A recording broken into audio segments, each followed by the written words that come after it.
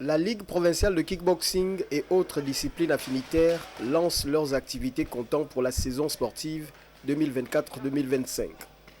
C'est le premier week-end du mois de janvier 2025 qui a constitué le moment idéal pour marquer ces retrouvailles entre les responsables des clubs et l'ensemble des athlètes de la ville de Sable au gymnase du stade Pierre Rizombo, encore appelé Stade Blanc, situé dans le 2e arrondissement de la commune de Port-Gentil.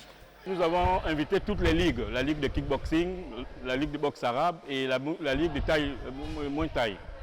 Donc, toutes ces ligues se sont retrouvées aujourd'hui pour faire une cohésion, pour revoir un peu certains rudiments sur les techniques et voir un peu comment aborder la nouvelle année.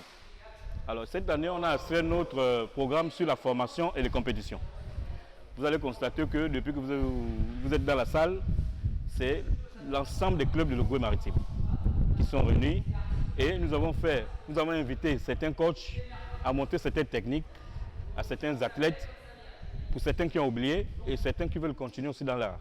C'est une saison sportive 2024-2025 au cours de laquelle les responsables des ligues provinciales entendent mettre un accent particulier sur les formations et les compétitions. Nous allons faire beaucoup de compétitions, nous allons former des éléments et nous allons faire des interclubs.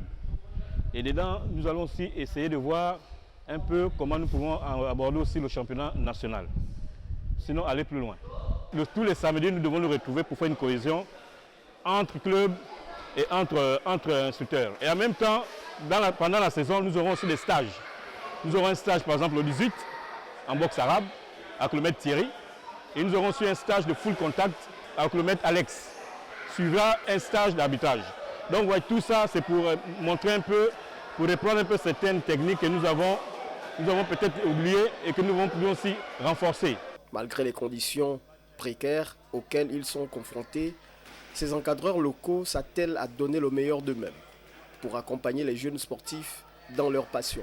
Les bienfaiteurs ou bien la fédération, au fur et à mesure, ils vont voir comment nous travaillons et la volonté que nous avons.